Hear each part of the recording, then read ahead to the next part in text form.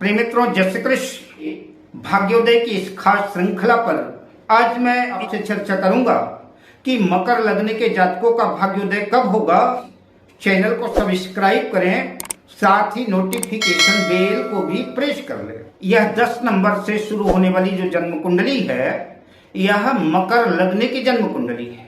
मकर लग्न की जन्म कुंडली में लग्न के स्वामी शनिदेव होते हैं और मकर लग्न की जन्म कुंडली में जो भाग्य भाव के स्वामी हैं वो है बुध, भाग्येश बुध है। तो भाग्येश बुध जीवन के 32वें वर्ष में भाग्योदय करा देते हैं।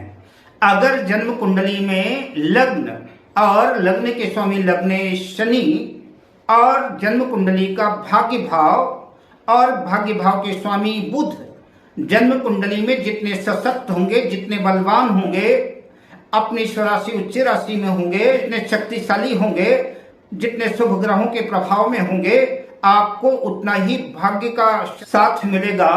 किंतु अगर लग्नेश और भाग्येश कमजोर हैं, अस्त हैं, नीच राशि में हैं, पाप ग्रहों से पीड़ित हैं, निर्बल हैं, 6ठे 8वें 12वें भाव में है, तो आपको भाग्य का बहुत ज्यादा साथ नहीं मिल पाएगा, आपको भाग्य का सपोर्ट नहीं मिल पाएगा। फिर आपको अपनी किस्मत को चमकाने के लिए, आपको अपनी भाग्य की वृद्धि करने के लिए पराक्रम करना पड़ेगा, मेहनत करनी पड़ेगी। अगर किसी जातक की जन्म कुंडली में लग्नेश शनि और भाग्येश बुध की युति लग्न भाव में, भाग्य भाव में, दशम भाव में या कि केंद्र त्रिकोण भाव में कहीं भी है तो सर्वोत्तम भाग्यकारक की स्थिति बनेगी। या कि लग्न शनि और भाग्येश बुध का राशि परिवर्तन है। भाग्येश बुध नवम भाव कन्या राशि के स्वामी बुध जन्म कुंडली के लग्न भाव में मकर राशि में स्थित हो जाए और मकर राशि के स्वामी शनिदेव जन्म कुंडली के भाग्य भाव में स्थित हो जाए तो यह लग्नेश और भाग्येश का राशि परिवर्तन हो जाएगा। यह भी सर्वोत्तम भाग्यकारक की स्थिति बनेगी। अथवा कि लग्नेश शनि अगर लग्न में ही स्थित होते हैं तो शश नामक पंच महापुरुष राजयोग बनाएंगे और भाग्येश बुध अपने उच्च राशि में स्थित होंगे तो भी यह सर्वोत्तम भाग्यकारक की स्थिति बनेगी। और जब भी शनि और बुध की दशा अंतरदशा प्रत्यंतर दशा आएगी, उस शनि और बुध की दशा अंतरदशा प्रत्यंतर दशा में ऐसे जातकों के भाग्योदय का सर्वांगीण विकास होगा।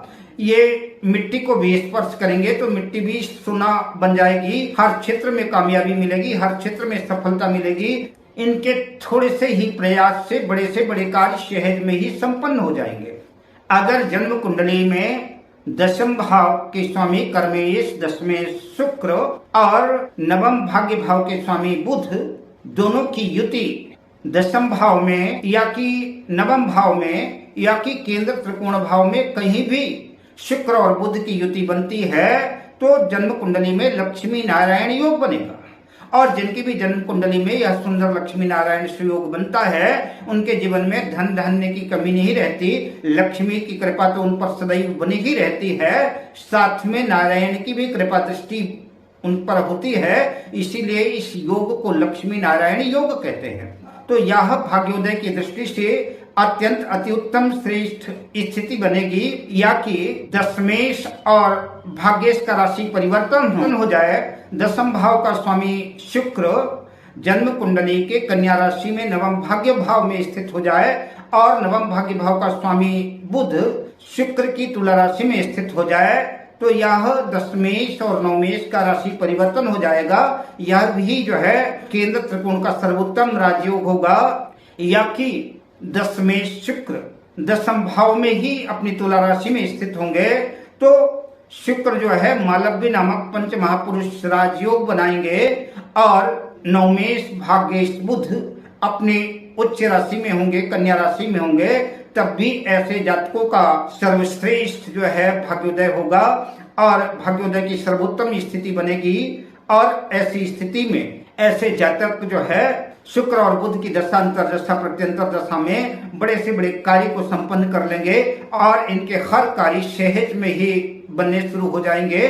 बढ़िया सुंदर सा घर होगा, सुंदर सा भवन होगा, सुंदर सी लग्जरी गाड़ी होगी, सुंदर बैंक बैलेंस होगा, तमाम भौतिक संसाधन होंगे। जीवन में किसी चीज का अभाव इनके जीवन में नहीं खटकेगा। अब मैं आपसे लेता हूं विदा शुभकामनाओं के साथ। जय श्री कृष्ण।